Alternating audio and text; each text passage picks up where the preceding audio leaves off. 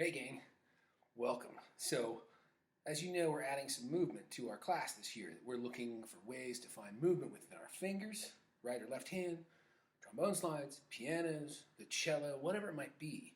We're trying to find movement that we can articulate in a consistent way to seek instrumental proficiency. So in all of the folders that I provided for you, there were a couple little rubber bands. In order to start our little exercise every day, for us who use our fingers, it's a little different for, say, like the trombone player. We'll look at that another time. But I've got these rubber bands now around my fingers. See that? And I'm starting with a nice little warm-up. I can feel that. My flexor and my extensor muscles are really being worked out. You know, we as string players often pull inwards, right? So we need to practice moving outwards. The same thing with a clarinetist or a saxophone player. And we're looking to kind of strengthen our fingers and give them individual movement. So we'll start with that. Our rubber bands every day for a minute or so, okay? Getting our fingers going, all right? Beyond that, we're going to have a stretch routine that we do routinely, and then we'll add the stretches that are good for your instruments. But regardless, thinking about my upper body, all of us, violins and clarinets, all this stuff. So, but we're going to start, this is going to be our routine. I call it prayer position. I put my hands in prayer position, my fingers are together, tip by tip, and I'm putting pressure from my elbows inward, okay? So I've got that. And when I'm counting, I want to maybe turn to my side so you can see I'm counting. I'm making sure that I'm keeping a steady beat, but I'm doing my fingers. For a string player, it's 1. Piano player, it's 2. Maybe for my pianos, I start 1. So but I can see that going 1, 2, 3, 4. 1, 2, 3, 4. 1, 2, 3, 4. 1, 2, 3, 4. And I think we should do 8 counts. But I want you to see how this goes. Keep my elbows up.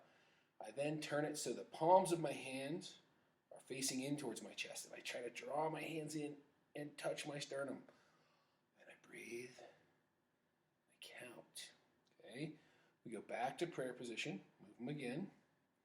And then I fingertip towards body and palms out.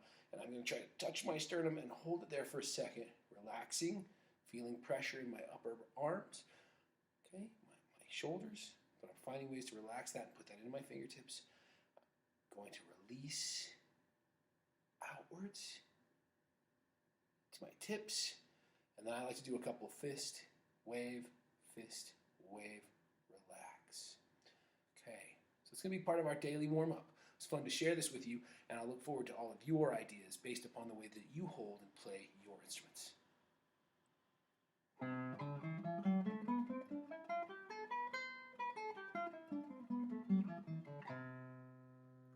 Octave with the arpeggio like we do in class.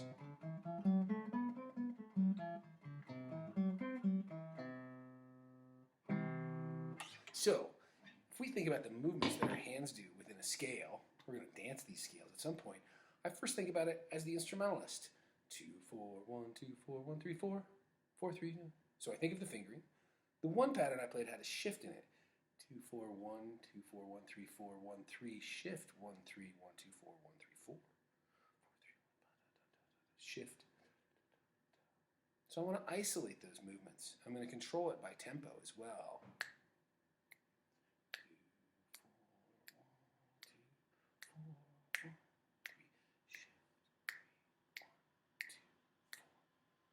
So we're going to dance our scales just like this.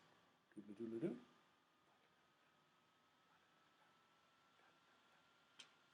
Have fun while we dance and music.